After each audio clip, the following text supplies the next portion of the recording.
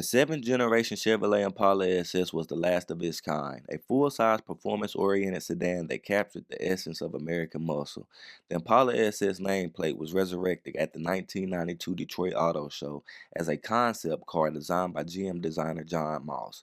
Built on the same B-body platform as the fourth generation Chevrolet Caprice, which didn't meet the sales numbers GM was aiming for.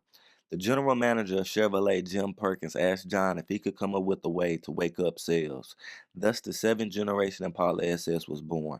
However, it was 2 inches lower than the Chevy Caprice, and it had a 500 cubic inch 8.2-liter V8 under the hood.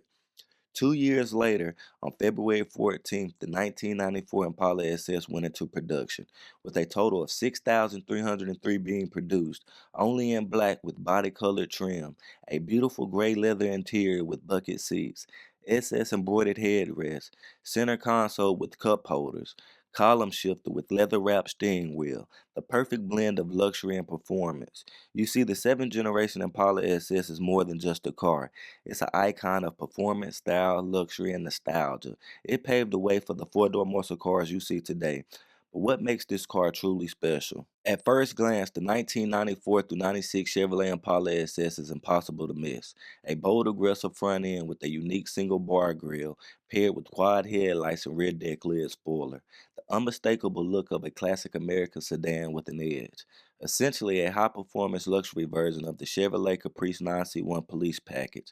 They came standard with a sport-tuned suspension with reinforced shocks and springs, dual exhaust, four-wheel disc brakes, transmission cooler, high output electrical system, high capacity reverse flow cooling system, and a limited slip differential with the 308 rear gear ratio.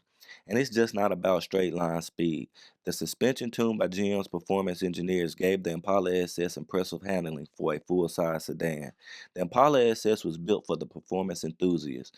With 260 horsepower and 330 foot-pounds of torque, the Impala SS was no slouch.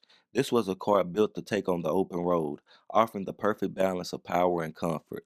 Under the hood, you will find a 350 cubic inch, 5.7-liter LT1 V8 engine, the same power plant used in the Chevrolet Corvette of the time. The main differences being the LT1 and Impala had cast iron cylinder heads and a 2-bolt main block. The Corvette had aluminum heads and a 4-bolt main block, with the Impala having a camshaft grind for low-end torque. Transmission being a 4L60E, which if you owned a vehicle with one of these early electronic controlled transmissions, you know after about 100,000 miles they will need to be rebuilt.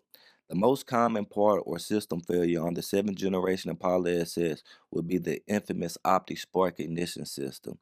If I had one, I would definitely upgrade the ignition system to a LS coil-on plug setup. In 1995, dark cherry metallic and dark gray green were added to the exterior color options with the already existing black. With the placement of the rear view side mirrors and minor changes to the rear quarter panels, it pretty much went unchanged from the previous year. 21,434 were produced for the 1995 model year, but practicality wasn't sacrificed. With a spacious interior and generous trunk space, this was a car you could drive every day, yet still have the heart of a muscle car when you wanted it. By 1996, the Impala SS had become a rare gem, and arguably the most sought after out of the 3 model years it was produced. It got a reground camshaft to adjust for the mandated new OBD2 computer system, a floor-mounted shifter instead of a column shifter, and a digital speedometer intact instead of the analog style found on the 94 and 95 models. 41,941 was produced in 1996. This limited run vehicle quickly became a collector's item. Ford definitely took notice. In 2003, they released the Mercury Marauder, which was revealed at the 2002 Chicago Auto Show and went into production in 2003, with 4 colors being available: black, dark red, silver, and the rarest, dark pearl blue.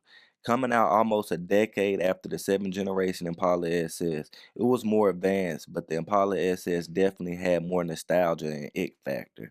If you've been watching the channel for a while, or you know me personally, you know can't nothing touch the G-body platform in my opinion. But the B-body platform is definitely up next, and the guys that own one definitely know they got one of the best American-made classics that was ever produced. As time passed, it became more than just a car. It became a symbol of an era, a piece of American automotive history. The Impala SS wasn't just another sedan, it was the last of its kind, the last full size body on frame B body GM produced, and arguably the last one GM got right. A final celebration of muscle, luxury, and performance in one sleek package. With four doors, it defined all odds from stock to all out custom. The seventh generation Impala SS is a timeless masterpiece that still holds a place in the heart of car enthusiasts today.